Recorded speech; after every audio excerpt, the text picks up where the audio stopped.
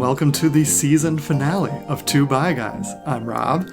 In this episode, you will hear the second part of my interview with two married bi guys, civil rights and queer activist ABilly S. Jones-Hennin, and his husband of over 40 years, Cris Hennin-Jones. If you haven't listened to part one yet, I encourage you to go back and start there. I learned so much from hearing about their journey, and I know that you will too. And if you have, without further ado, here is more from ABilly and Cris. Enjoy.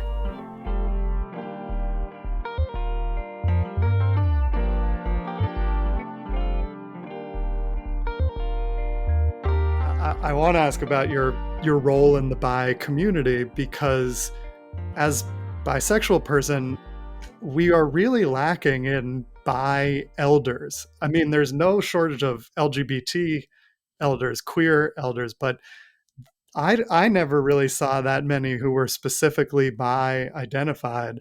You're kind of in a league of your own almost. Like, what's it like to be a community elder, both as a role model and just as someone who's been in the community for many years? Like, has your role as a bi person in the LGBT community changed over time, or what's it like to be that kind of role model? Do you see yourself that way? I I don't know if I see myself as a role model. Am I a role model in the bi community? I don't know. I guess I am. I think so. I guess. Robin Oakes thinks so. Yeah, I was recently honored by the National Black Justice Coalition with James Baldwin Legacy Award, and I was very happy that they introduced me, and the award I was getting apparently was because of my activism in the bi community, which again was here in DC, active with the bi community as well as on a national level, but it's more around within other organizations pushing for simple things like, okay, we need to be more inclusive of bisexual. Let's look at our mission statement. Let's look at our name of how we identify ourselves to the public. And I guess I am a role model in some cases, only in the sense that I'm often am the only one that's out about it.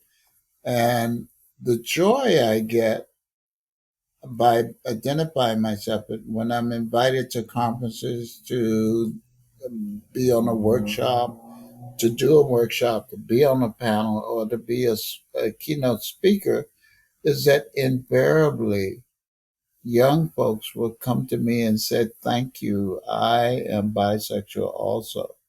But they're not necessarily comfortable saying that publicly.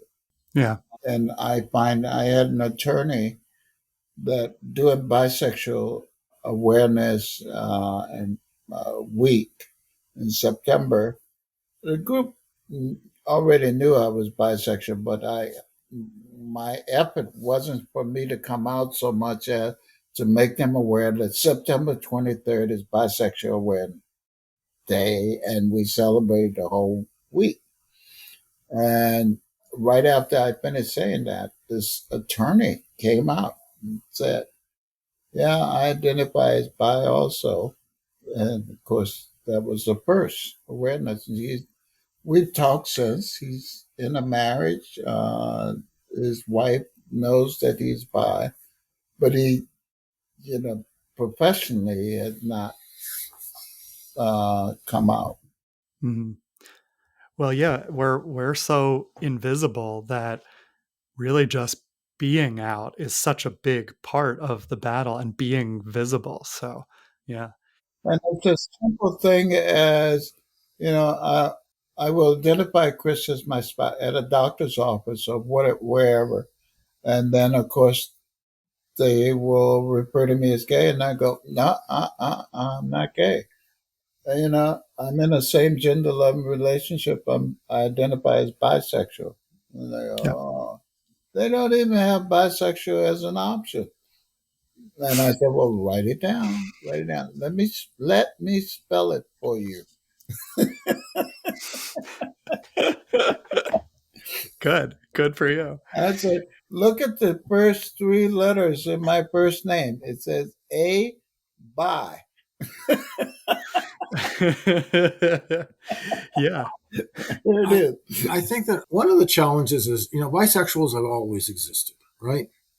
And it's only been, maybe since our generation that the whole concept of homosexuality and the definitions have definitely become important because of the oppression and because of the status quo of dealing with all these issues in very negative ways.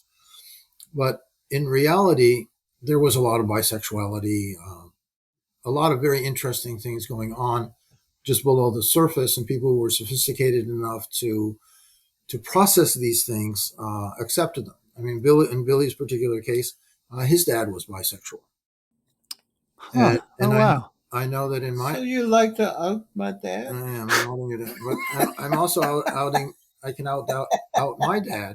That when I came out to him, I was about 25 at the time.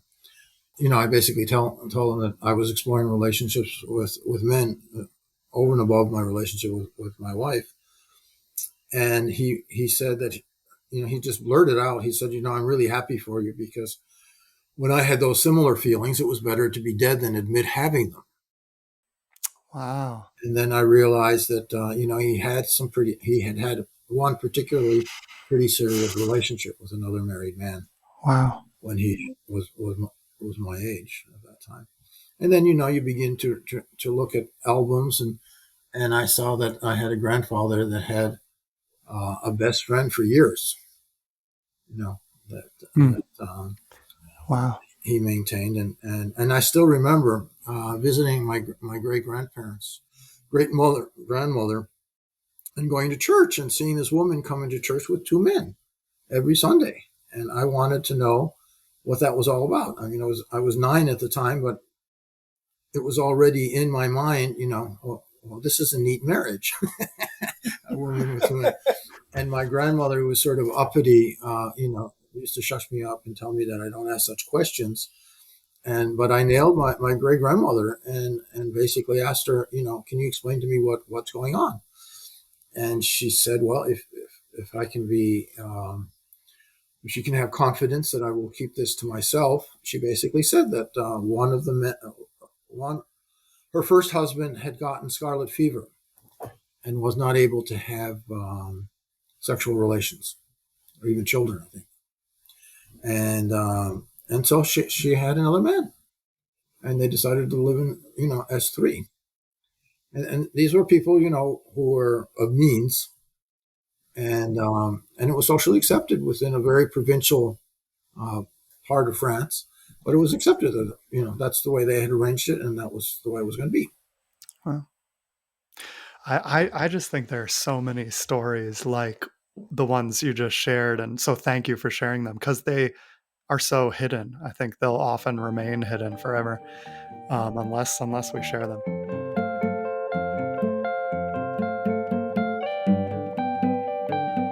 Is there anything going on currently in the world of queer activism, queer representation that is exciting either of you at the moment, or any leaders in the community you're following, or just whether it's bi or queer in general, like what's exciting you lately about where it's headed? I think for me, what's exciting is seeing more and more and more young folks coming out as bi or as gay or as lesbian uh, or as queer or non-gender conforming is very exciting. And of course, the language continues to expand, not shrink, but expand. You started off asking about our pronouns. I think we both identify as he, him, his, right, baby? Okay. But I always tell people if you have another pronoun for me, go for it. I'm okay with it. We were discussing high heels the other day, but I said, well, I'll be in my wheelchair. I can still wear high heels.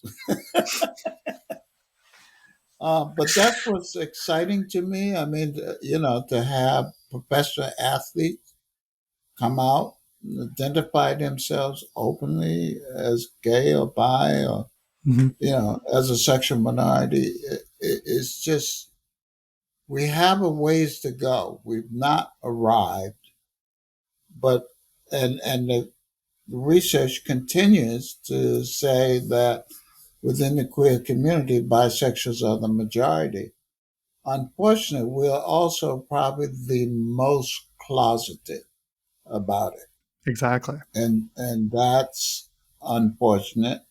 And I feel that our community is still least accepting of us and least understanding of bisexuals. And so we have a lot of sensitivity and education still to do within our community. I think that a lot of work has to be done on a personal level. I know that we live half the year in Mexico, and we sort of created a little community in where we live in Mexico, and it's been interesting because at the beginning they had a bit of confusion understanding. My ex-wife was living with us for a good part of the time. Huh. Billy was going through a lot of convalescence because of his issues. I've had a lover there who's been part of our family, and we've made it work. We made it work in the sense that we function as a family, and I have a crew of people that work for me down there, and we all eat together and make a community of it. And for me, it's been really interesting how we spent a few years really not talking about what was going on, and then slowly but surely we got to talking about it. And for me, it's been fascinating to see, particularly these guys who are, they tend to be pretty square initially as to diversity ways of living, but slowly but surely they warm up to it and have really gotten to appreciate us, and we've appreciated them and felt more and more accepted. And that's a lot of the groundwork I feel that is going on, but really isn't necessarily appreciated outside of the nuclear experiences. Yeah. We have a transgender niece that's there who also identifies as bisexual, and she's in a relationship with a person that is transitioning to become a woman and is pretty much all the way transitioned by now. But Cris and I was struggle with the pronouns, and we've had our own prejudices as well. I mean, it definitely highlights it. But the Mexican guys that work with us would correct us. No, it's a woman. It's a woman. They went there much easier than we were able to make the transition. They seem to have just very readily accepted her. Interesting. Well, it's interesting what you said, because, like, in other words, it's almost like there's this ground game going on in the LGBT community of conversations within a family or within close friends, and that will trickle up, even though it may not be as visible as, like, the leaders of the community who are out there. Like, I think what you're saying is, like, it's happening under the surface. It's bubbling under there. People are learning more in their nuclear units, which is a great place to learn.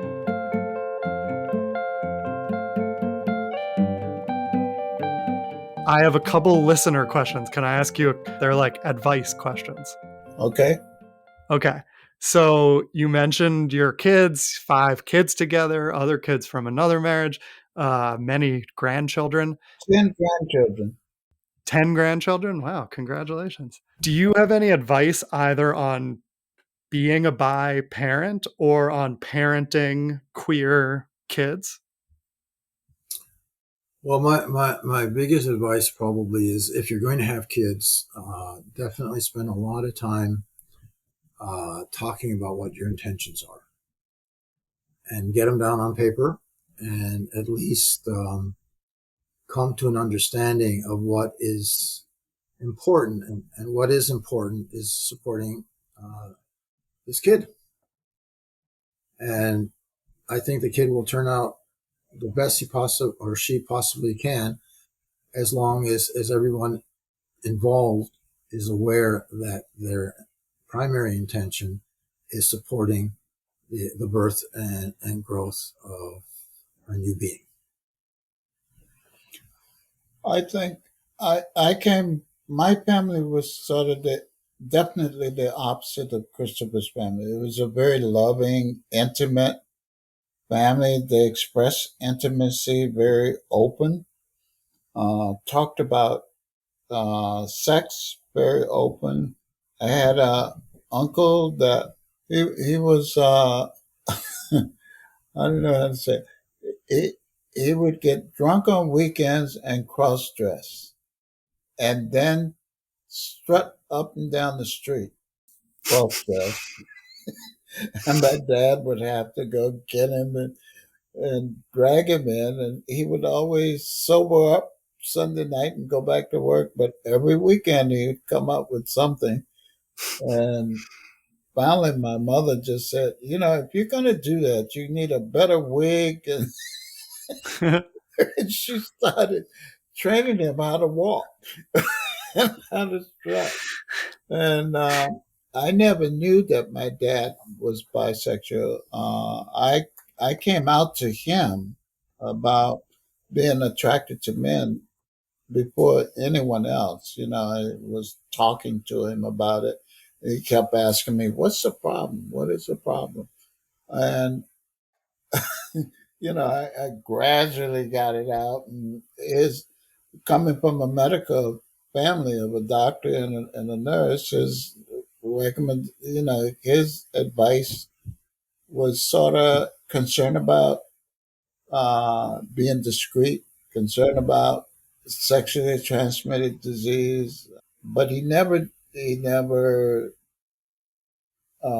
advised me otherwise. He just said, "Well, it's normal that you would have these feelings," and it was my mom that, after his passing, and I started to come out to her, and her response was, "Oh, you're just like your dad and Uncle George." She outed two people at the same time. Well, Uncle in the Black community, everybody had to, during my era, you didn't call adults by their first name. And my dad's closest friend was called Uncle George. And they were both married, and both their wives knew about them. So I thought that was really a role model for me without me realizing it. I just knew they spent a lot of time together. But in terms of advice, I think, especially with kids, I think it's just being lovable and being honest about yourself, being able to talk about sexual minorities in a positive manner that kids can hear you talk about it and not Mhm. sweep it under the rug. And if there is something, if you depict it in a negative way, you have the opportunity to talk about the positive side of it in much the same way that we talk about social justice as it relates to people of color. We have Mhm. to talk about social justice as it relates to the LGBTQ community also. Um, One of the outlets that I've gotten into, I guess since I've retired, has been I spent a lot of time on the internet communicating with guys from all over the world.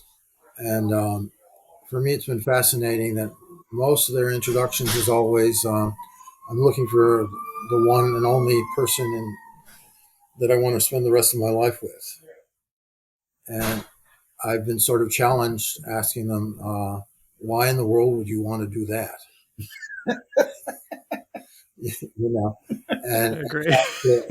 to just get into a dialogue. And I've had maybe 200 or 300 people that I've communicated with over the last 6 years, just being able to share, just a spectrum of possibilities and get them to, and unfortunately, a lot of these people are from countries like Russia or different African countries where they just want a lifeline to figure out what their options are, what if they're crazy or not, basically. Yeah. Yeah. Bisexual, what the types of pressures they're in, and a lot of it is just listening to what they're dealing with and having suggestions or sharing with them other possibilities. Yeah. Well, relatedly, another listener question, because we have a lot of listeners who come out later in life or only realize they're bi often after they've been married for a while. So do you have any advice for bi married late bloomers who are experiencing midlife crisis? That's a question from a listener. Find a support group, which is much easier today than it has been in the past. Hopefully, there may even be a bisexual group in their community. If not, there are bisexual groups that will respond online. Same thing with make use of the hotline. Again, it's one of those that to be on, try to be honest. And it's, if you're already in a marriage, it's challenging. I mean, it's the timing, and everybody reveal their feelings in different ways at different times. Some folks just fall out of the closet and tell everybody. I don't recommend that. Recommend, really, if you in coming out, the question I advise people is ask yourself why. Why do you feel you need to reveal your sexuality to this particular person or this particular group, as opposed to just coming out for the sake of coming out? So if you're in a relationship, that's important to be honest about it. I'd like to, in all honesty, I think that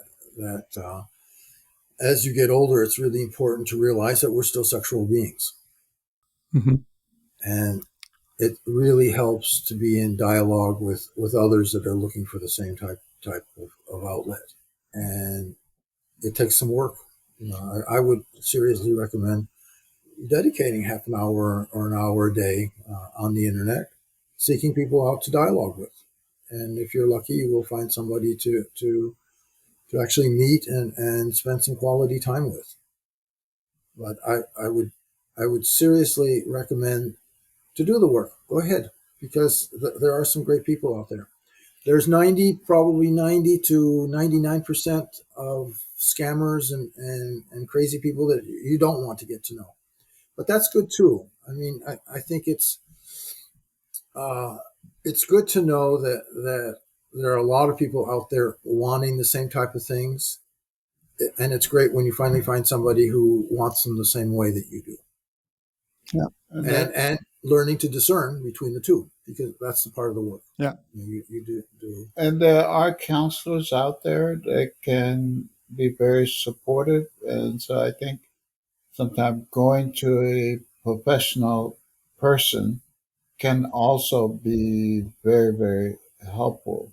And, sometimes it's hard to find the right counselor or therapist. And if they are anti-bisexual, gay, LGBT, say goodbye. Say thank you. This is not a good match for me. Yeah. I'm not looking for someone to push me back into the closet. Yeah. I'm looking for someone to help me be comfortable who I am. And it's important. I think that, I mean, one of the messages that I always say to anyone coming out is that your sexuality is fluid. So how you identify today may not be how you identify 5 or 10 years from now. Totally. You may identify as that way, but I can identify as bisexual, but clear and still be in the same gender loving relationship, or I could be in a male field relationship.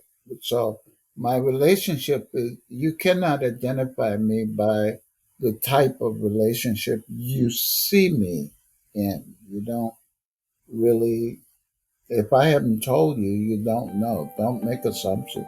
Ask. Very true.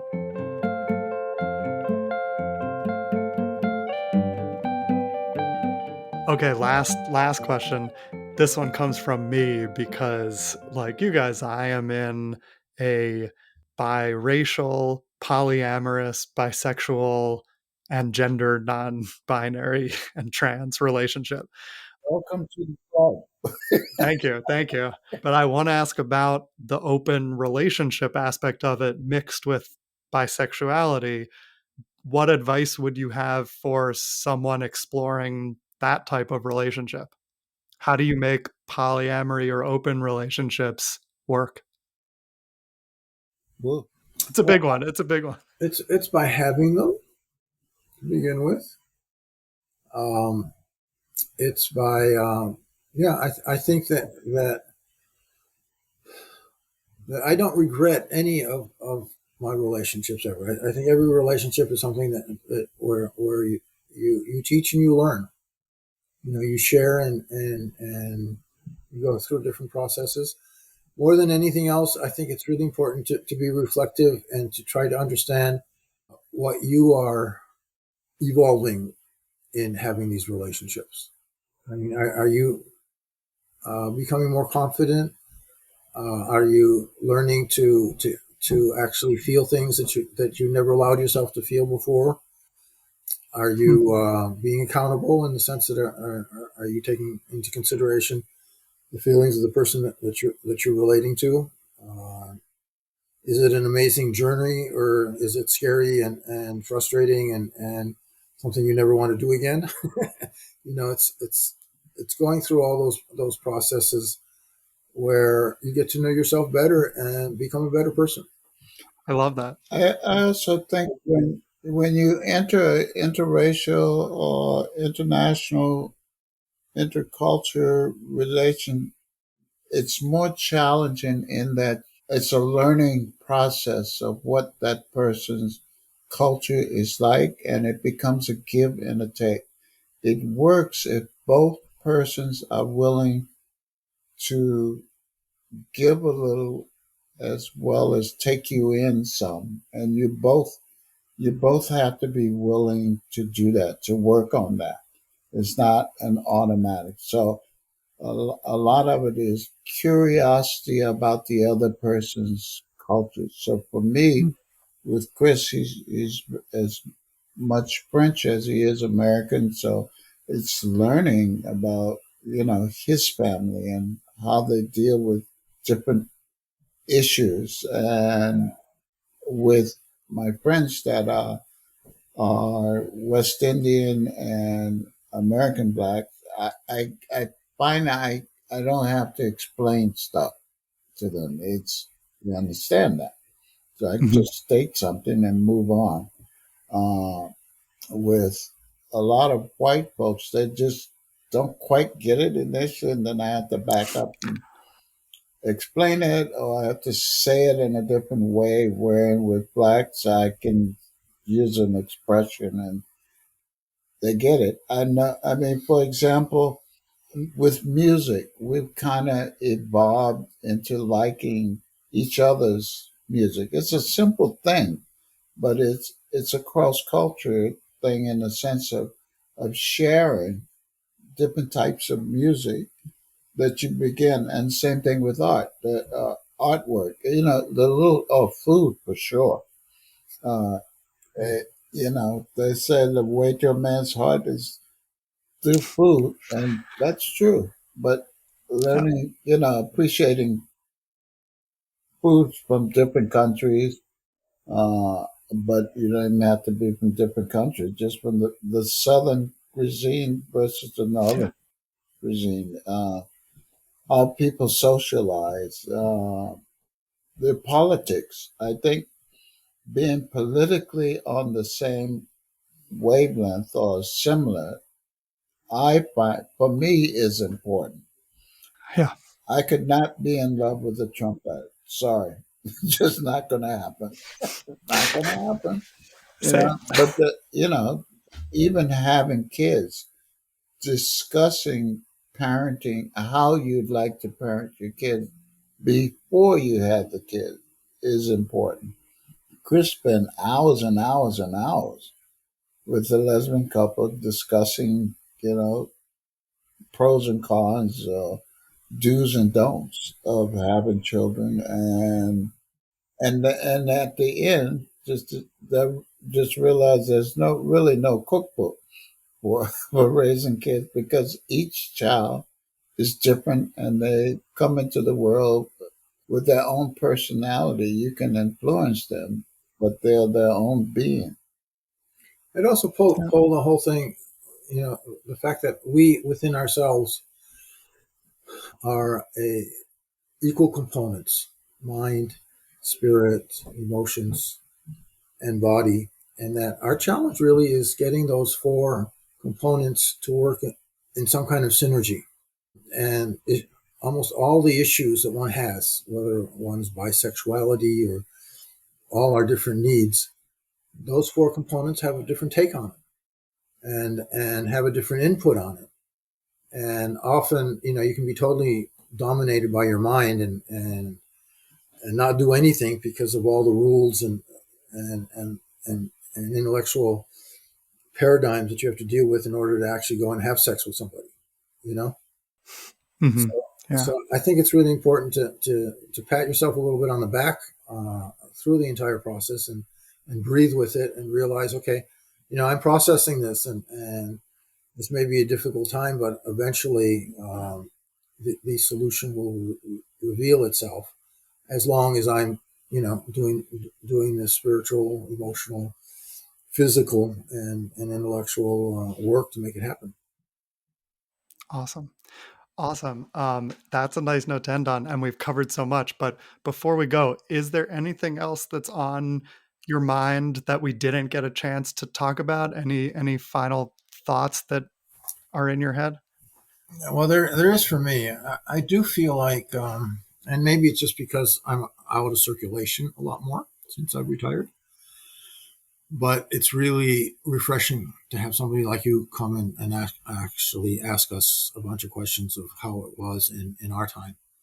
And for me, it's a little shocking because I don't consider myself 71 years old,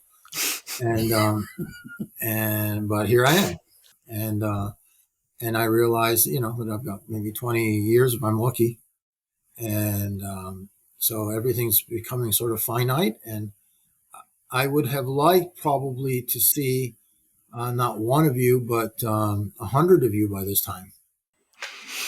And even in an organization like Black and White Men Together, I've been sort of shocked that the majority of us are from my generation, and I would have expected that the majority of membership would be people from your generation. Yeah. But I find that the young folks seem not to be joiners. They just, I, I mean, they're definitely online. They do everything, interact online, but they not a coming together to socialize. I don't know, maybe the bars are still attracting younger folks, but outside of that, in terms of organizations, I haven't seen it. Are we ever going to see the other bi guy? It says two bi guys. Yes. Well, Alex has a new job at the Trevor Project. Actually, it's not that new. So he since the podcast started, he's been very busy with that and more focused on that, which is a great work he's doing there. but maybe next season we'll all get back together.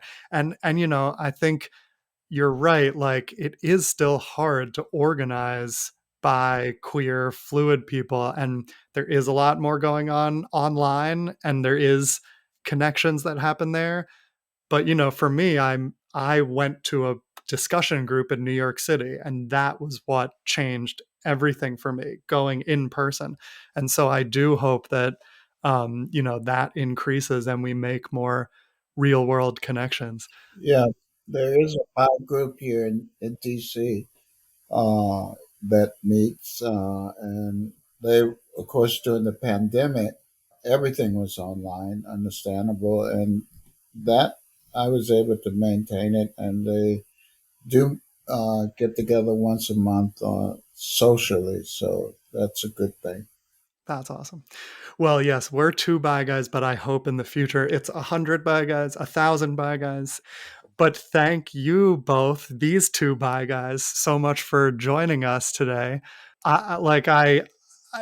It's a different conversation than what I sometimes have, because things have evolved and changed, and it's so. But also, there are some things that are the same, and there are some mindsets that I've heard from you guys, and worldviews, and the ways you've navigated these things that I identify with completely, decades later. And so I really appreciate both of you taking the time, going over time. We couldn't stop. And I learned so much from you guys. Thank you very much for sharing your stories and being here.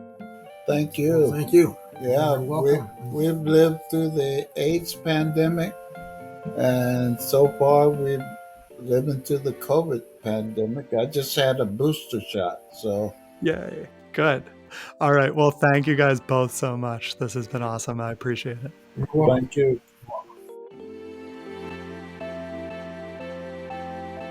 And that's it. That is a wrap on season 3 of Two Bi Guys. It has been quite a year, a season of true bi-cons. Thank you to all my guests, including Robin Oakes, Shiri Eisner, Vineet Mehta, Jen Winston, Gabriel Novo, and Max, Ash, and Etienne, plus Jacob Engelberg for returning to guest host, Gabriel Novo for guest hosting. Also, special thanks to Alex Boyd, the other bi guy of the two bi guys, for making time in his busy schedule at the Trevor Project to be here for at least one episode. Speaking of which, it is the giving time of year. If you are able and so inclined, I highly encourage a donation to the Trevor Project, where Alex has been working. They focus on mental health and suicide prevention among LGBTQ youth. It's a great cause, so please consider supporting them. Two Bi Guys will be off until early 2022. No premiere date yet, but I have already started recording interviews, so don't worry, we will definitely be back soon. I'm also still working on my Married Bi Guy oral history project, as well as some other things in the works, so follow me on social media to stay updated, and I'm also going to continue doing live shows on Fireside, a live audio app, throughout December. The show is called Ask a Bi Guy, and it's interactive. You can ask me questions, you can tell your stories. Come join us and get in on the conversation. Thank you all so much for listening to this season of Two Bi Guys. Happy holidays, stay safe, and see you next year. Two Bi Guys is edited and produced by me, Rob Cohen, and it was created by me and Alex Boyd. Our music is by Ross Mincer, our logo art is by Caitlin Weinman, and we are supported by the Gotham, formerly IFP. Thanks for listening to Two Bi Guys.